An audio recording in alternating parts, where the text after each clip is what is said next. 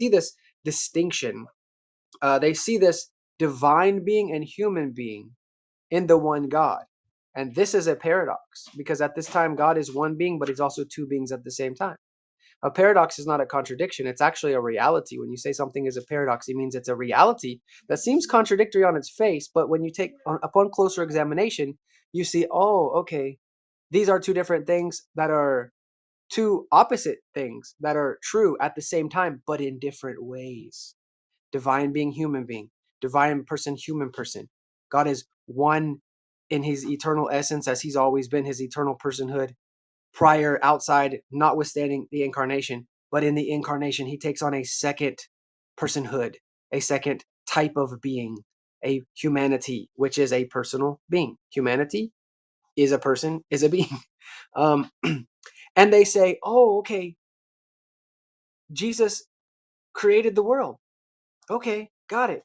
Jesus is the giver of life. Jesus is God. He was with the God in the beginning as the Logos. So they imagine the same realities. They see Jesus walking around on earth and he's God with us, but he still speaks to the Father in heaven. They see God in two manifestations, two modes. And so they imagine that back onto eternity and say, oh, okay, Jesus pre-exists as this distinct divine person who was just like he is now, walking around heaven, speaking to God the Father, distinct from God the Father. I have read, I think I read in this room or another room, the end of the chapter on the Trinity in Millard Erickson's Christian Theology, second edition. In that same textbook, it's somewhere around the deity of Christ, I guess. He said he's talking about all these eternal realities of God, and he's talking about when he's doing so, he's starting with all of these incarnational realities of distinction between Father and Son, dependence on the Father, such as having life in himself from the Father, and so forth. And the Son does nothing of himself, only what he sees the Father doing, and so forth.